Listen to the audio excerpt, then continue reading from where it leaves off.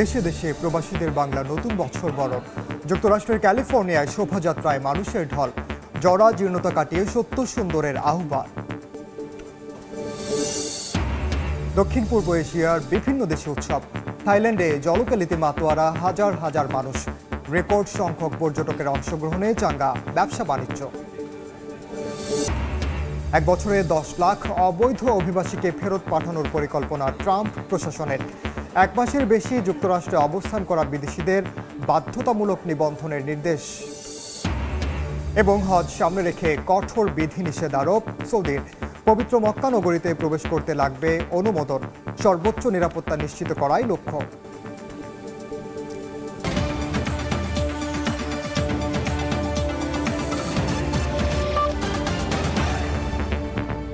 আন্তর্জাতিক সময়ের সঙ্গে আছি আমি ওমর ইনাম। যুক্তরাষ্ট্রের ক্যালিফোর্নিয়ায় উদযাপিত হয়েছে বাংলা নববর্ষ। স্থানীয় সময় রোববার দিনব্যাপী নানা আয়োজনের মধ্য দিয়ে বাংলা নতুন বছর 1432 বরণ করে নেন প্রবাসী বাংলাদেশিরা। যুক্তরাষ্ট্রের ক্যালিফোর্নিয়া থেকে লস্কর আল মামুনের রিপোর্ট।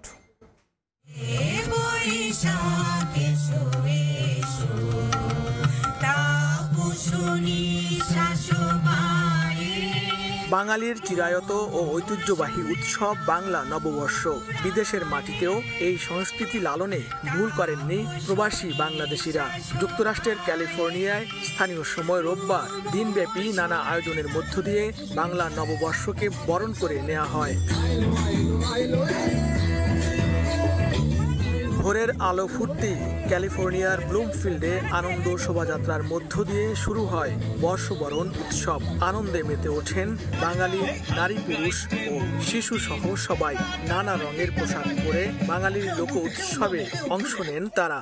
আমরা সবকিছু ধুয়ে মুছে সামনের বছরে আমরা যেন সবাইকে একসাথে একাত্মভাবে কাঁধে কাঁধ মিলিয়ে সুন্দর বাংলাদেশ করতে পারি। বিদেশ বিভুঁয়ে আমরা সকলকে নিয়ে যে পহেলা বৈশাখ পালন করতে পারছি, এটা আসলে সত্যি আমাদের জন্য খুবই গৌরবের।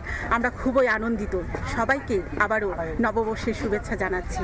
দিনভর চিত্রাঙ্কন, খেলাধুলা, ঘুড়ি ওড়ানো, পুরস্কার বিতরণ, প্রীতিভোজ আর মনোজ্ঞ সাংস্কৃতিক অনুষ্ঠান শেষে বিশ্ব শান্তি কামনার মধ্য দিয়ে শেষ হয় প্রবাসী বাঙালিদের বর্ষবরণ অনুষ্ঠান। লস্কর আল মামুন, সময় সংবাদ, ক্যালিফোর্নিয়া, যুক্তরাষ্ট্র। এপ্রিল মানেই দক্ষিণ পূর্ব এশিয়ায় নতুন বছর, গ্রীষ্মকাল আর পানি উৎসব। থাইল্যান্ড, চীন, মিয়ানমার, ভিয়েতনাম, লাওস ও কম্বোডিয়া জুড়ে শুরু হয়েছে ঐতিহ্যবাহী পানি উৎসব। ব্যাংককে নববর্ষ উপলক্ষে পানি যুদ্ধে মেতে ওঠেন স্থানীয়দের পাশাপাশি পর্যটকরাও। চীনের ইউনানে দাই জনগোষ্ঠীর রঙিন পানির উৎসবে এবার রেকর্ড সংখ্যক পর্যটক যোগ দেন। কিন্তু মিয়ানমারে সম্প্রতি হওয়া প্রাণঘাতী ভূমিকম্পের কারণে ভাটা পড়েছে উৎসবের আমেজে। উৎসবের আমেজে এ যেন এক যুদ্ধক্ষেত্র। এ দৃশ্য থাইল্যান্ডের রাজধানী ব্যাংককের কাওসান রোডের। স্থানীয় সময় রোববার নববর্ষ উপলক্ষে ঐতিহ্যবাহী পানি যুদ্ধে অংশ নেন হাজারো বাসিন্দা। স্থানীয়দের পাশাপাশি ঐতিহ্যবাহী জলকেলিতে অংশ নেন ভিনদেশি পর্যটকরাও। তীব্র গরমের মধ্যে পানি যুদ্ধ আনন্দের পাশাপাশি বয়ে এনেছে স্বস্তি। এই পানি খুব ঠান্ডা, একদম জমে যাচ্ছে। পিছনে তাকান, সবাই ভিজে একাকার, খুবই ভালো লাগছে। চীনের দক্ষিণ পশ্চিমাঞ্চলের ইউনান প্রদেশের মাংসি শহরে শনিবার শুরু হয়েছে বর্ণিল পানি উৎসব। হাজার হাজার পর্যটক ও স্থানীয় বাসিন্দা একত্রিত হয়েছেন শহরের প্রধান চত্বরে। কারো হাতে পানির বন্দুক, কেউ বা বালতি, কেউ প্লাস্টিক ব্যাগে করে ছিটাচ্ছেন পানি। মধ্য এপ্রিলের এই জল উৎসব হচ্ছে দেশটির দাই জনগোষ্ঠীর সবচেয়ে বড় উৎসব। এবছরের আয়োজনে স্থানীয়দের পাশাপাশি পানি উৎসবে যোগ দিয়েছেন হাজারো পর্যটক। ব্যবসার অবস্থা খুবই ভালো, ক্রেতার সংখ্যা দিন দিন বাড়ছে। আমি মূলত পানি ব্যাগ আর বালতি বিক্রি করি। পানির ব্যাগ বেশি বিক্রি হচ্ছে। পানি উৎসব শুরু হয়েছে দক্ষিণ পূর্ব এশিয়ার ভিয়েতনাম, লাওস ও কম্বোডিয়াতেও। বাদ যায়নি ভূমিকম্পে বিধ্বস্ত মিয়ানমারও। রোববার বাৎসরিক এই উৎসবে মেতে ওঠেন অঞ্চলটির লাখ লাখ মানুষ। কাকলি আখতার, সময় সংবাদ। অন্য প্রসঙ্গ, গাজার আল আহলি হাসপাতালে ইসরায়েলি বিমান হামলার তীব্র নিন্দা জানিয়েছে জর্ডান।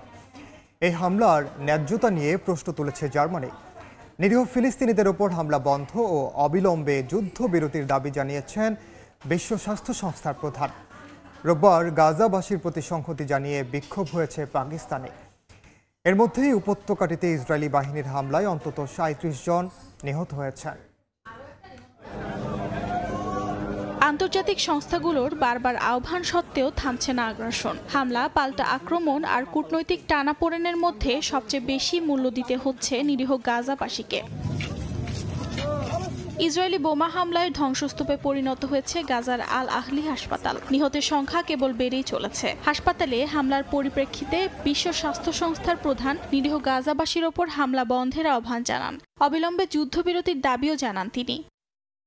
গাজার হাসপাতালে হামলার নিন্দা জানিয়েছে জর্ডান। দেশটির পররাষ্ট্র মন্ত্রণালয় এক বিবৃতিতে জানায়, এটি আন্তর্জাতিক আইন এবং মানবিক আইনের লঙ্ঘন। জর্ডান আরও দাবি করে, ইসরায়েল নিয়মিত বেসামরিক স্থাপনাগুলোর ওপর আঘাত হানছে, যা গাজাবাসীদের জোরপূর্বক বাস্তুচ্যুতির একটি কৌশল। অন্যদিকে জার্মান পররাষ্ট্রমন্ত্রী আনালেনা বেয়ারবক এই হামলার নিন্দা না করলেও প্রশ্ন তুলেছেন এর ন্যায্যতা নিয়ে। এদিকে গাজাবাসীর প্রতি সংহতি জানিয়ে পাকিস্তানের করাচিতে জড়ো হন হাজারো বিক্ষোভকারী। ইসরায়েলের পণ্য বয়কটের দাবি জানায় তারা। অর্জিতা শাহজিন, সময় সংবাদ। ইয়েমেনে যুক্তরাষ্ট্রের বিমান হামলায় অন্তত ৬ জন নিহত হয়েছেন, আহত হয়েছেন ১৩ জন। স্থানীয় সময় রোববার দেশটির ৩টি প্রদেশে বিমান হামলা চালায় মার্কিন বাহিনী। এক বিবৃতিতে ইরান সমর্থিত ইয়েমেনের হাউথি বিদ্রোহীরা জানায়, সানা, সাদা ও হুদাইদার বিভিন্ন স্থাপনা লক্ষ্য করে বোমা ফেলা হয়। লোহিত সাগরে জাহাজে ক্ষেপণাস্ত্র হামলার প্রতিবাদে গেল ১৫ মার্চ থেকে হাউথি বিদ্রোহীদের নিয়ন্ত্রিত শহরে বিমান হামলা শুরু করে যুক্তরাষ্ট্র। চলমান হামলায় বহু বেসামরিক মানুষ হতাহত হয়েছেন। জবাবে মার্কিন জাহাজ লক্ষ্য করে ক্ষেপণাস্ত্র হামলা চালিয়ে যাচ্ছে বিদ্রোহী গোষ্ঠীটি। অবৈধ অভিবাসীদের ফেরত পাঠাতে কঠোর পদক্ষেপ নিচ্ছে ট্রাম্প প্রশাসন। এক বছরের মধ্যে ১০ লাখ অবৈধ অভিবাসীকে যুক্তরাষ্ট্র ছাড়তে বাধ্য করার পরিকল্পনা নিয়েছে হোয়াইট হাউস। এটি যুক্তরাষ্ট্রের ইতিহাসে অবৈধ অভিবাসী বহিষ্কারের রেকর্ড হতে যাচ্ছে বলে জানিয়েছেন সংশ্লিষ্টরা। এরই মধ্যে দেশটিতে ৩০ দিনের বেশি সময় অবস্থান করা বিদেশিদের বাধ্যতামূলক নিবন্ধনের নির্দেশনা দিয়েছে স্বরাষ্ট্র দফতর। নির্বাচনী প্রচারে ট্রাম্প বলেছিলেন, অবৈধ অভিবাসীদের জায়গা যুক্তরাষ্ট্রে নেই। প্রেসিডেন্ট হওয়ার পর সেই প্রতিশ্রুতি বাস্তবায়নে শুরু হয় পদক্ষেপ। এবার আরও বড় পরিকল্পনা ট্রাম্প প্রশাসনের। ১ বছরে ১০ লাখ কাগজপত্রবিহীন অভিবাসীকে বহিষ্কারের কথা বলেছেন ট্রাম্প। হোয়াইট হাউসের উপদেষ্টা স্টিফেন মিলার প্রতিদিনই স্বরাষ্ট্র দফতর ও অন্যান্য সংস্থার সঙ্গে এই পরিকল্পনা নিয়ে বৈঠক করছেন। বিশেষ করে যাদেরকে বহিষ্কারের চূড়ান্ত আদেশ দেওয়া হয়েছে তাদের লক্ষ্য করেই এই অভিযান চালানো হবে। অবৈধ অভিবাসীকে নিজ দেশে ফেরত পাঠাতে না পারলে তৃতীয় কোনো দেশে পাঠানো হবে, এমনই পরিকল্পনা ট্রাম্প প্রশাসনের। সে লক্ষ্যে এরই মধ্যে ৩০টির বেশি দেশের সঙ্গে আলোচনা চলছে বলে জানিয়েছেন তারা। এরই মধ্যে মেক্সিকো, কোস্টারিকা, পানামায় অবৈধ অভিবাসীদের পাঠানোর কাজ শুরু হয়েছে। এর মধ্যে অভিবাসীদের জন্য নতুন সতর্কবার্তা দিয়েছে মার্কিন স্বরাষ্ট্র দফতর। যেসব বিদেশি ৩০ দিনের বেশি সময় যুক্তরাষ্ট্রে অবস্থান করছেন তাদের অবশ্যই সরকারের কাছে নিবন্ধন করতে হবে। না করলে দিতে হবে প্রতিদিন $৯৯৮ জরিমানা, এমনকি হতে পারে কারাদণ্ডও। বিশ্লেষকরা বলছেন, আদালতের প্রক্রিয়া, মানবাধিকার ইস্যু ও লজিস্টিক জটিলতা অবৈধ অভিবাসী বিতরণের উচ্চাকাঙ্ক্ষী লক্ষ্যে বাধা হয়ে দাঁড়াতে পারে। তবে সেসব বাধা কাটিয়ে উঠতে বদ্ধপরিকর ট্রাম্প প্রশাসন। ইয়াসমিন অনন্যা, সময় সংবাদ।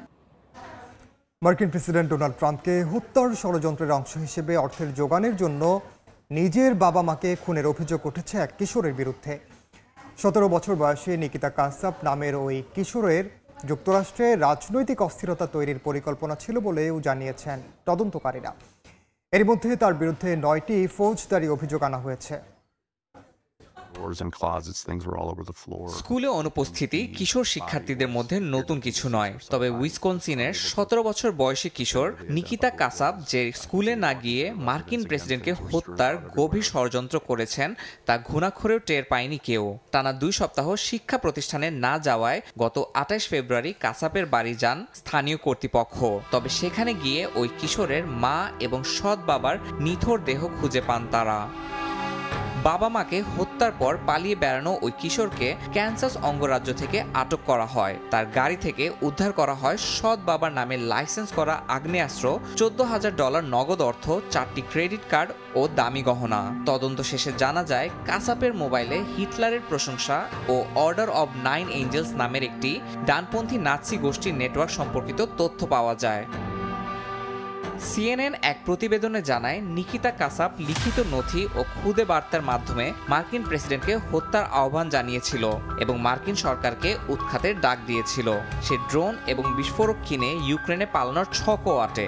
এমনকি রাশিয়ায় থাকা কিছু ব্যক্তির সঙ্গে কথোপকথনের প্রমাণও মিলেছে, যারা তাকে হত্যাকাণ্ডে সহায়তা করছিল বলে ধারণা করছে তদন্ত সংস্থা। তদন্তকারীরা বলেছেন কাসাপের বাবা মাকে হত্যার অভিযোগটি এমন একটি প্রচেষ্টার অংশ বলে মনে হচ্ছে, যার উদ্দেশ্য ছিল তার পরিকল্পনা বাস্তবায়নের জন্য আর্থিক সামর্থ্য ও ব্যক্তি স্বাধীনতা অর্জন করা। গেল 9 এপ্রিল আদালতে এ মামলার প্রাথমিক শুনানি হয়েছে। নিজেকে নির্দোষ দাবি করে এখনও আনুষ্ঠানিকভাবে কোনো আবেদন করেনি অভিযুক্ত কিশোর। হত্যাকাণ্ড, মরদেহ লুকিয়ে রাখা এবং পরিচয় চুরি সহ 9টি ফৌজদারি অভিযোগ আনা হয়েছে কাসাপের বিরুদ্ধে। ইয়াসিন মোহাম্মদ জিসান, সময় সংবাদ। নতুন পাশ হওয়া ওয়াকফ আইনের আওতায় ভারতের মধ্যপ্রদেশে অবৈধ আখ্যা দিয়ে গুড়িয়ে দেওয়া হলো একটি মাদ্রাসা। প্রশাসনের দাবি, অবৈধভাবে জায়গা দখল করে তৈরি করা হয়েছিল এই মাদ্রাসা। নির্দিষ্ট অভিযোগের ভিত্তিতে মাদ্রাসা পরিচালনা কমিটি নিজে থেকেই ওই মাদ্রাসা ভেঙে ফেলেছে বলে দাবি করা হচ্ছে। ভারতের সংশোধিত ওয়াকফ আইন পাশের পর প্রথম আঘাতটি পড়েছে মধ্যপ্রদেশের পান্না জেলার একটি মাদ্রাসার ওপর। 30 বছর পুরানো এই স্থাপনাটি অবৈধভাবে প্রতিষ্ঠা করা হয়েছে বলে অভিযোগ তোলে স্থানীয় প্রশাসন। প্রশাসনিক কর্মকর্তারা জানান, অবৈধভাবে নির্মাণের অভিযোগে ওই মাদ্রাসার বিরুদ্ধে প্রথম অভিযোগ দায়ের করেন এক মুসলিম ব্যক্তি। সে অভিযোগের পর মধ্যপ্রদেশের বিজেপি সভাপতি বিষ্ণু দত্ত শর্মা প্রশাসনের কাছে অভিযোগ দায়ের করেন। এরপর মাদ্রাসা কমিটির কাছে পাঠানো নোটিশের ভিত্তিতে স্থানীয় প্রশাসন এটি ভেঙে ফেলার পদক্ষেপ নেয়ার আগে মাদ্রাসা পরিচালনা কমিটি নিজেই তা ভেঙে ফেলে বলে জানান তারা।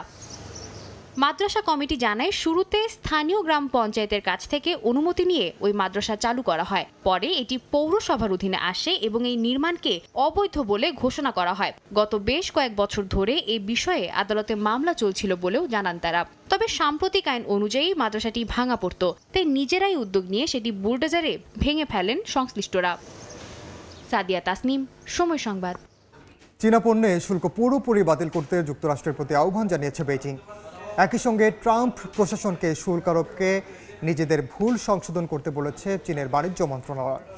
অন্যদিকে বাণিজ্য সুবিধা আদায় করে নিতে এই শুল্ককে কৌশল হিসেবে ব্যবহার করা হচ্ছে বলে জানিয়েছে হোয়াইট হাউস। শুল্ককে কেন্দ্র করে যুক্তরাষ্ট্র চীন সম্পর্ক দিন দিন উত্তাপ ছড়াচ্ছে। এপ্রিলের শুরুতে চীন থেকে আমদানি করা পণ্যের ওপর 54% শুল্ক আরোপ করে ট্রাম্প প্রশাসন। এরপর সেই হার বেড়ে দাঁড়ায় 145%। পাল্টা জবাবে চীন শুরুতে 34% শুল্ক বসিয়ে তা এক ধাপে বাড়িয়ে 125% পর্যন্ত নিয়ে যায়, যার সর্বশেষ ধাপ কার্যকর হয় শনিবার। যুক্তরাষ্ট্রে আমদানি হওয়া চীনা পণ্যের সম্পূরক শুল্ক পুরোপুরি বাতিল করে নিজেদের ভুল শুধরে নিতে ওয়াশিংটনের প্রতি জোর আহ্বান জানিয়েছে বেইজিং। এক বিবৃতিতে চীনের বাণিজ্য মন্ত্রণালয় স্পষ্ট জানায়, যুক্তরাষ্ট্র যদি শুল্ক যুদ্ধ করতেই চায় তবে শেষ পর্যন্ত লড়াই করতে প্রস্তুত বেইজিং। মার্কিন প্রেসিডেন্ট ডোনাল্ড ট্রাম্প ইলেকট্রনিক ও চিপ নির্মাণে গুরুত্বপূর্ণ উপাদানকে বাড়তি শুল্ক থেকে রেহাই দেওয়ার ঘোষণা দিয়েছেন। তার প্রক্রিয়ায় রোববার চীন এই আহ্বান জানায়। হোয়াইট হাউস বলছে, শুল্ক আরোপ একটি কৌশল। এর মাধ্যমে তারা অন্য দেশগুলোর কাছ থেকে আরও ভালো বাণিজ্য শর্ত আদায় করে নিতে চায়। প্রেসিডেন্ট ট্রাম্প বলেছেন, এই নীতি অন্যায্য বৈশ্বিক বাণিজ্য ব্যবস্থার বিরুদ্ধে এবং এর মাধ্যমে মার্কিন কর্মসংস্থান ও শিল্প কারখানা দেশে ফিরে আসবে। অর্জিতা শেহজিন, সময় সংবাদ। আন্তর্জাতিক সময় আরও থাকছে। বলিউড তারকা সলমান খানকে আবারও প্রাণনাশের হুমকি, বাসায় ঢুকে হত্যা কিংবা গাড়ি বোমা বিস্ফোরণের বার্তা হোয়াটসঅ্যাপে, অজ্ঞাতনামাদের আসামি করে মামলা। চীনের চাপে ভেঙে যাচ্ছে হংকংয়ের বড় বিরোধী দল ডেমোক্রেটিক পার্টি। স্থানীয় সময় রোববার দলটির নেতাদের এক বিশেষ বৈঠকের পর এমন সিদ্ধান্ত নেওয়া হয়। দলের 5 জন জ্যেষ্ঠ নেতা রয়টার্সকে জানান, কয়েক মাস ধরে দল ভেঙে না দিলে তাদের গ্রেফতার সহ কঠোর পরিণতির হুমকি দিচ্ছেন চীনের সরকারি কর্মকর্তারা। দলটির প্রধান লো কিন হেই বলেন, দল ভেঙে দেওয়ার প্রক্রিয়া শুরুর জন্য 3 সদস্যের একটি কমিটি গড়ে তোলার পক্ষে দলের 110 সদস্যের 90% ভোট দিয়েছেন। তবে কবে নাগাদ দল ভেঙে দেওয়া হবে তা এখনো অস্পষ্ট। আবারও হত্যার হুমকি পেয়েছেন বলিউড তারকা অভিনেতা সালমান খান। সোমবার মুম্বাইয়ের ওয়ার্ল্ডের পরিবহন দপ্তরের হোয়াটসঅ্যাপ নম্বরে পাঠানো এক বার্তায় বলা হয়, সালমান খানের গ্যালাক্সি অ্যাপার্টমেন্টে ঢুকে তাকে হত্যা করা হবে। একই সঙ্গে তার গাড়িতে বোমা বিস্ফোরণের হুমকিও দেওয়া হয়। এ ঘটনায় অজ্ঞাতনামা ব্যক্তিদের বিরুদ্ধে থানায় একটি মামলা দায়ের করা হয়েছে। পুলিশ জানিয়েছে, হুমকিদাতাকে শনাক্ত করতে তদন্ত শুরু হয়েছে। এর আগেও বিভিন্ন সময়ে একাধিকবার হত্যার হুমকি পেয়েছেন বলিউডের এই তারকা। সম্প্রতি তার নিরাপত্তা জোরদার করা হয়েছে। ভারতে একটি আতশবাজি তৈরির কারখানায় বিস্ফোরণে 8 জন নিহত হয়েছেন, আহত হয়েছেন আরও 7 জন। রোববার দক্ষিণাঞ্চলের অন্ধ্রপ্রদেশে এই দুর্ঘটনা ঘটে। এতে দ্রুত ঘটনাস্থলে পৌঁছে আগুন নিয়ন্ত্রণে আনেন উদ্ধারকর্মীরা। আহতদের হাসপাতালে নিয়ে যাওয়া হয়েছে বলে জানিয়েছেন স্বরাষ্ট্রমন্ত্রী। আতশবাজি তৈরির জায়গাতেই অসাবধানতাবশত এই বিস্ফোরণ ঘটে বলে ধারণা করা হচ্ছে।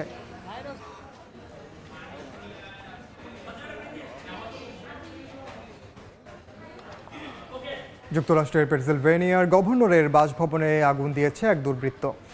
স্থানীয় সময় রোববার মধ্যরাতে হ্যারিসবার্গে গভর্নরের বাসভবনে আগুন লাগার খবর পায় স্থানীয় পুলিশ ও দমকল বাহিনী।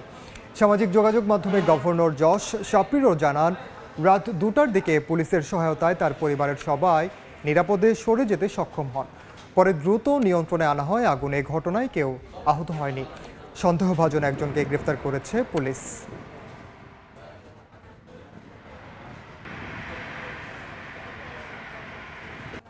হজ সামনে রেখে মক্কায় প্রবেশে কঠোর বিধিনিষেধ আরোপ করেছে সৌদি আরব সরকার। চলতি মাসের শেষ দিক থেকে পবিত্র নগরীতে প্রবেশ করতে পারবেন শুধুমাত্র হজ অনুমোদনপ্রাপ্ত ব্যক্তি। এই সিদ্ধান্তের মূল লক্ষ্য হজ ব্যবস্থাপনা আরও সুশৃঙ্খল এবং অংশগ্রহণকারীদের সর্বোচ্চ নিরাপত্তা নিশ্চিত করা। সৌদি আরব থেকে আরিফুর রহমানের রিপোর্টে বিস্তারিত। আগামী 23 এপ্রিল থেকে বৈধ হজ অনুমতিপত্র ছাড়া কোনো প্রবাসী কর্মী মক্কায় প্রবেশ করতে পারবেন না। হজ বা পবিত্র স্থানগুলোর রক্ষণাবেক্ষণ কাজে নিয়োজিতদের জন্য অনলাইন আবেদন চালু থাকবে নসুক এবং মুকিম পোর্টালের মাধ্যমে। এবছর প্রায় 20 লাখ মুসলমান হজে অংশগ্রহণ করবেন বলে ধারণা করা হচ্ছে। সৌদি সরকার জানিয়েছে, জাতীয় পরিচয়পত্রে মক্কা উল্লেখ থাকলে কেবলমাত্র সেসব বাসিন্দারা শহরে অবস্থান করতে পারবেন। তবে প্রয়োজনীয় অনুমোদন ছাড়া মক্কায় প্রবেশের চেষ্টা করলে আইনানুগ ব্যবস্থা গ্রহণ করা হবে বলেও হুঁশিয়ারি দেওয়া হয়। পবিত্র হজ উপলক্ষে সৌদি আরবের নেওয়া এই পদক্ষেপ হজ ব্যবস্থাপনাকে আরো সুশৃঙ্খল ও নিরাপদ করবে বলে আশা কর্তৃপক্ষের। এর আগে হজ সামনে রেখে 12 এপ্রিল থেকে 10 জুন পর্যন্ত উমরা পারমিট বন্ধ রাখার সিদ্ধান্ত নেওয়া হয়। আরিফুর রহমান, সময় সংবাদ, সৌদি আরব। বিদায় নিয়েছে কনকনে শীত, সেই সঙ্গে আগমন ঘটেছে বসন্তের। দক্ষিণ কোরিয়ায় এ মৌসুমের প্রধান আকর্ষণ চেরি ফুল। আর এই চেরি ফুল ঘিরে চলছে নানা উৎসব। খুবই অল্প সময়ের জন্য ফোটা চেরি ফুল উৎসবে মেতে ওঠেন প্রকৃতি প্রেমীরা। বৃষ্টি উপেক্ষা করে দূর দূরান্ত থেকে ছুটে আসেন বাংলাদেশিরাও। দক্ষিণ কোরিয়া থেকে মোহাম্মদ হানিফের রিপোর্টে বিস্তারিত।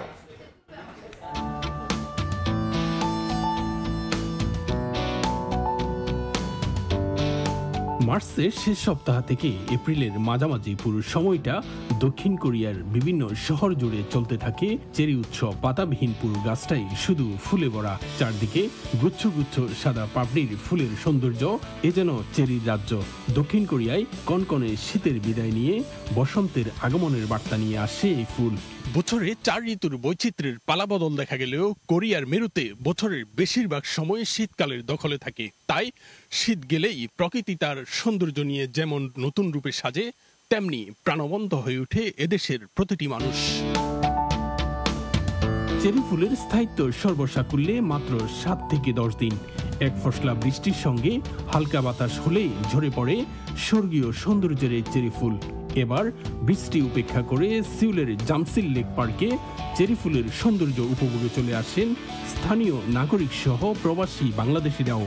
কোরিয়াতে এই সময় চলছে বসন্ত, আর বসন্তের এই সময় কোরিয়ার বিভিন্ন স্থানে চলছে চেরি ফুলের উৎসব। সেই রূপ উপভোগ করতে আমরা চলে আসলাম সিউলের বিখ্যাত জামসিল লেকে। এখানে আজকে সপ্তাহে ছুটি হওয়াতে আমি আর আমার বন্ধু মিলে এখানে ঘুরতে আসছি। মোটামুটি আলহামদুলিল্লাহ ভালোই মানে ঘুরতে পারছি। বসন্তকালে কোরিয়ার চারপাশে দেখা যায় বিভিন্ন ফুলের সমারোহ, চারদিকে অসম্ভব সৌন্দর্য ফুটে ওঠে। বিশেষ করে রাস্তার চারপাশে সারিবদ্ধভাবে চেরি ফুল অসম্ভব সৌন্দর্য, সত্যি মনোরম। রাজধানী সিউল সহ বিভিন্ন জায়গায় স্থানীয়দের পাশাপাশি প্রতি বছর হাজারো বিদেশি পর্যটক ছুটে আসেন চেরির মৌসুম উপভোগ করতে।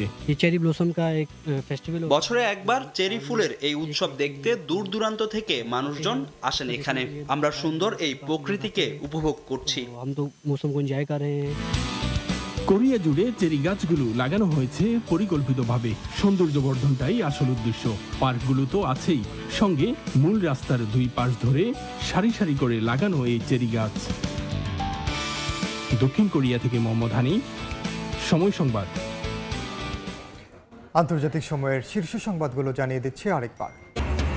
দেশে দেশে বাংলা নববর্ষ বরণ প্রবাসী বাংলাদেশিদের। যুক্তরাষ্ট্রের ক্যালিফোর্নিয়ায় শোভাযাত্রায় মানুষের ঢল, জরা জীর্ণতা কাটিয়ে সত্য সুন্দরের আহ্বান। দক্ষিণ পূর্ব এশিয়ার দেশে দেশে উৎসব। থাইল্যান্ডে জলগেলিতে মাতোয়ারা হাজার হাজার মানুষ। রেকর্ড সংখ্যক পর্যটকের অংশগ্রহণে চাঙ্গা ব্যবসা বাণিজ্য।